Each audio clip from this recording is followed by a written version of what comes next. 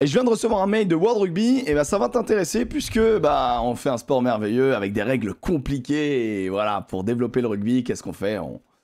On change les règles. Alors ça va se passer en plusieurs étapes et le mail nous l'explique et le but est de renforcer l'attrait du rugby. Alors je te laisserai seul juge sur les règles, il y a du bon, il y a du moins bon, chacun son avis là-dessus. On va démarrer par tout de suite ce qui va changer. L'idée c'est de renforcer les règles existantes comme ils le disent, donc la règle 15.17, les joueurs devront jouer le ballon plus rapidement quand celui-ci a été clairement gagné par une équipe dans un ruck. Il sera demandé aux arbitres de dire « jouez-le, use it, jouez-le ». Jouez-le, Nolan, jouez-le.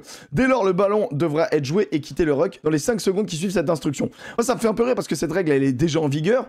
Et l'idée, c'est vraiment de mettre le point dessus. Je sais qu'en top 14, ils ont mis aussi le point sur la vitesse du jeu. C'est leur manière de légiférer, tu sais, sur les Human Centipede, là, le moment où tout le monde se met dos à dos, là, tous les avants font une énorme colonne, ça met jusqu'à 20 secondes de jeu, jusqu'à ce que le 9 déplace le ballon jusqu'au dernier pied pour être protégé. Ils veulent clairement, le ballon est disponible, jouez-le, tapez.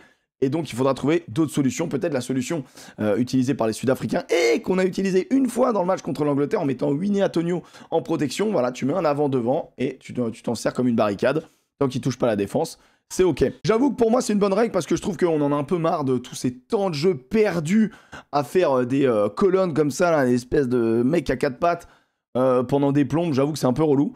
Donc, je trouve que c'est une bonne règle. Règle 19.10, les talonneurs devront maintenir un pied frein complet pour aider à la stabilité et à la sécurité de la mêlée pendant la séquence d'engagement. Bon, ça c'est pour la sécurité. Seuls les talonneurs savent ce que c'est que le pied frein. Et la règle 6.29, renforcement strict des règles expérimentales de 2022 concernant l'entrée des porteurs d'eau dans l'aire de jeu. En gros, moins de porteurs d'eau. Voilà, concrètement. Ça sera valable à partir du 19 mars pour toutes les compétitions internationales organisées par World Rugby. Il y aura une deuxième phase. La deuxième phase, recommandation des modifications des règles en vue d'une adoption à l'échelle mondiale. Donc, le Conseil de World Rugby va examiner le 9 mai toutes ces propositions-là. Recommandations visant à apporter des ajustements à la règle 10 concernant les joueurs en jeu en cas de coup de pied dans le jeu courant, conformément à l'expérimentation en cours dans le Super Rugby Pacifique, qui vise à réduire les épisodes de ping-pong rugby. Voilà. Ils ont bien compris que la loi du pont, ou en tout cas le moment où les joueurs s'arrêtent, ils en pouvaient plus. La règle, en gros, elle faisait en sorte que les joueurs, au milieu du terrain, ne se replaçaient plus. Pourquoi? Parce que si t'étais à 10 mètres du mec qui récupérait le ballon, t'étais bon. Et tu n'étais pas obligé de retourner dans ton camp. Et t'étais remis en jeu par le réceptionneur du ballon s'il faisait 5 mètres en avant, s'il tapait dans le ballon ou s'il faisait une passe. En Super Rugby, ils ont enlevé ces conditions-là. On garde seulement la condition, on est remis en jeu, on peut jouer que si le botteur ou quelqu'un qui était derrière le botteur nous dépasse pour nous remettre en jeu. Voilà, il n'y a plus besoin de... Ils peuvent faire 5 mètres, t'as pas le droit de le charger, tout simplement. Clair, net, efficace. Donc ça va favoriser les relances ou ça va favoriser les trous dans la couverture. Ça va nous éviter quoi qu'il tout un amas de joueurs qui s'arrêtent au milieu et donc du coup qui empêchent les relances parce que bah, t'es face à un mur, donc du coup tu vois pas de trou, donc si tu vois pas de trou, tu renvoies un coup de pied et t'attends d'avoir une possible erreur de défense. Allez, admettons c'est pas mal, on verra, ça c'est pas encore adopté. Suppression de l'option mêlée lors d'un coup de pied franc, réduisant ainsi les temps morts. Je sais pas du tout comment cette règle va être utilisée, mais bon l'idée c'est qu'il y ait moins de mêlée, moins de phase statique, plus de jeu, le ballon est vivant, voilà, c'est ce qu'ils veulent, voilà, ils veulent du foot. Interdiction de la pratique dite du croc-roll déblayage afin de renforcer l'accent mis sur la santé des joueurs. Ils avaient interdit le croc-roll qui terminait sur les membres inférieurs du joueur, donc c'est-à-dire que c'était extrêmement dangereux parce que bah, le croc-roll, donc la prise crocodile, c'est comme un crocodile. Tu viens prendre le gonze, et tu twists, comme en gros, je sais pas si tu sais, mais le crocodile, quand il t'attrape, il tombe sur eux-mêmes, et ensuite il t'emmène au fond. Et après tu meurs. Bon, et bah c'est un peu le même principe, sauf que tu prends le gars, tu le tournes pour le déblayer. Donc, c'est une bonne chose. Déjà au niveau amateur, le croc-roll était interdit. Si c'est adopté, ils vont passer à l'échelle supérieure en interdisant aussi ça au niveau professionnel. Le truc, et je me rappelle pour en avoir discuté avec certains joueurs pro du top 14, et bah les gonzes ils sont épais. Et donc pour dégager les gonzes, il va falloir arriver à Mach 2. Et donc on risque de voir encore plus de mecs arriver les épaules en avant pour déblayer les gonzes parce que bah il faut bien trouver un moyen de les sortir. Et si tu peux pas les sortir en faisant cette technique-là, et bah ça va sans doute engendrer des déblayages piscine comme on n'aime pas trop voir. Mais bon, à un moment donné, il faut trouver une solution pour les rugs. Donc je pense que c'est positif parce qu'il y a trop de blessures horribles sur le croc-roll. Pour la santé des joueurs, je trouve que c'est bien, mais est-ce que vraiment les autres déblayages sont bien pour la santé des joueurs? On verra. Il y a donc une troisième phase, donc expérimentale, circuit fermé, extension du shot clock. Le shot clock, c'est quoi? Le shot clock, c'était le temps que tu avais pour taper une pénalité ou taper une transformation. Ça a été validé, ça a été testé. Ils veulent réduire ce temps et ils veulent instaurer une sorte de shot clock pour s'installer en mêlée et en touche. Je sais que ça fait partie des directives du top 14 actuel, là, en 2023-2024, où ils veulent une installation en mêlée et en touche beaucoup plus rapide. Donc je sais que le top 14 a déjà été sensibilisé sur ça. Il faut se placer, ils veulent moins de temps mort, ils veulent que ça joue. Je pense que physiquement, il va falloir être monstrueux sur un terrain de rugby parce que on va vous demander de jouer, en tout cas au niveau professionnel, sans vous arrêter, parce que c'est bon pour le spectacle. Possibilité de marquer le ballon à l'intérieur de la ligne des 22 mètres à partir d'un renvoi, ce qui favorise les options d'attaque. Et ben moi, je trouve que cette règle-là, elle m'interpelle. Parce que si elle est validée, ça veut dire qu'il n'y a plus de renvoi long. Parce que si tu prends un renvoi long, il y a marque derrière. Et donc du coup, bah, c'est facile. Il te trouve une touche. Voilà, le joueur n'est pas inquiété. Et boum, il t'envoie une touche de ouf. Donc ça veut dire que ça va favoriser les renvois plus courts devant les 22 mètres. Ou entre les 10 et les 22. Peut-être qu'ils veulent voilà, directement beaucoup plus de contest. Je sais pas. Cette règle, je suis ni pour ni contre. Bien au contraire. Voilà, c'est...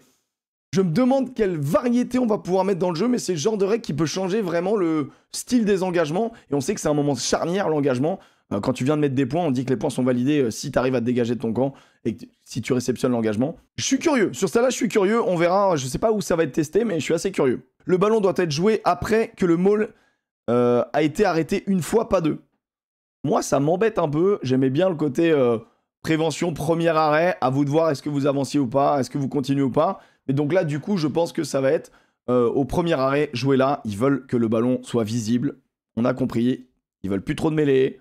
Ils veulent que les mauls, voilà, ça soit en train d'avancer, qu'il y a une équipe qui se fait détruire, soit le ballon doit être sorti. On veut le voir. On veut voir le ballon dans les trois quarts, le ballon dans les avants, mais on veut un mec qui porte le ballon, quoi. Pas trop fan de celle-là. Protection du 9 à la base de la mêlée, du ruck et du maul suite à des essais réussis en Major League Rugby, donc aux États-Unis. Bon, ça, pour moi, c'est déjà un peu le cas. Donc bah, ça c'est plutôt cool. Jeu courant, alors là, et la dernière elle est incroyable. Vous me dites si vous avez compris comme moi. Jeu courant pour la touche pas droit si l'introduction n'est pas contestée. Donc pour moi, t'envoies une saucisse dans ton camp. Si en face ils ont pas essayé d'attraper le ballon, jeu. Ça veut dire quoi? Quelle est la limite? Est-ce que tu essaies quand même de viser la balle dans le couloir ou est-ce que tu sens que les mecs vont pas sauter et donc du coup tu l'envoies direct à ton 9? Tu l'envoies direct à ton 9? Franchement je sais pas comment ça va être arbitré. Je suis assez curieux. Ça va obliger donc du coup les défenses à tout le temps envoyer un bloc de saut. Donc sur une touche à 5 mètres, à t'affaiblir si tu veux défendre en bas juste sur un maul. Franchement, cette règle-là m'intrigue plus qu'elle me plaît ou elle me déplaît. Elle me fait sourire quoi. Elle me fait sourire. Je me suis dit bon ok, c'est vrai que tu te dis bon là on l'a lancé pas droite, mais au final ils sont même pas essayé de l'attraper. À quoi bon? Bah, c'est un geste technique que t'as raté, quoi. Tu vois, genre, c'est comme un buteur qui rate les poteaux pour moi. Donc, je sais pas. Pour moi, il n'y avait rien à changer, mais pourquoi pas. Là, on arrive à la 4e phase, donc groupe de travail spécialisé. Donc, en gros, ils vont bosser sur certains thèmes. Il y aura la thématique, donc sanctions sur et en dehors du terrain. Moi, c'est un truc que j'aime pas du tout. Ils veulent remettre en cause le carton rouge en faisant un carton rouge. Si tu reçois un carton rouge en match, le joueur est expulsé tout le match, mais au bout de 20 minutes, l'équipe qui a reçu ce carton rouge pourra faire rentrer un autre joueur. Moi, je trouve ça nul comme proposition. Je trouve que ça baisse totalement la valeur du carton rouge. Carton rouge, bah, c'est pénalisant pour toute l'équipe, peu importe quand il tombe. Moi, j'aime pas du tout cette règle et je sais qu'on en parle de plus en plus. Je crois que c'est en Super Rugby qu'ils l'ont testé. Le carton rouge à 20 minutes, bah, je trouve que c'est de la merde. Clairement, donc à voir. Je vais vous mettre le lien de l'article en description, mais autre point intéressant, c'est le protocole pour appeler le TMO. Par exemple, on avait vérifié ça, mais le TMO est pas en mesure d'appeler l'arbitre central lors d'un grattage illicite. Je dis pas au cours de quel match on s'est rendu compte de ça. C'est pendant la Coupe du Monde. Mais donc en gros, même si nous on voit quelque chose, le TMO est pas armé pour appeler l'arbitre central, mais du coup ils vont revoir tout ça. Et franchement, ça peut être une très bonne chose. Et le dernier point que je trouve intéressant à soulever, c'est qu'ils se questionnent sur la hauteur des plaquages. On sait que bah, en amateur en France, on peut plus plaquer au-dessus du nombril. Je sais qu'en Angleterre, ils s'y sont mis aussi très récemment. Donc là, ils essayent de réfléchir au niveau professionnel à abaisser potentiellement la ligne des plaquages. Franchement, je suis pas assez calé, j'ai pas assez de données pour avoir un avis clair et net là-dessus. J'attends de voir ce qu'ils vont dire. Ils font des études. Écoute, on va leur faire confiance pour le bien de notre sport. Voilà, donc il y a quelques petits ajustements. Et si t'aimes bien les vidéos ici, n'hésite pas à t'abonner. le petit like, bien évidemment. Mais voilà, plus on est de fous, plus on rigole. N'hésitez pas à vous abonner, vraiment, ça fait grandir la chaîne. Je suis hyper content, on a passé les 11 000. Je suis hyper fier de ça. Donc merci beaucoup. Vous avez le débrief de France-Angleterre et puis le bilan du 6 Nations qui est disponible. Vous avez bien sûr sur Twitch l'émission Le Petit Bureau tous les lundis à 18h. Et abonnez-vous puisque je la codiffuse aussi sur YouTube à partir de lundi dernier. Voilà, à très vite sur les potes.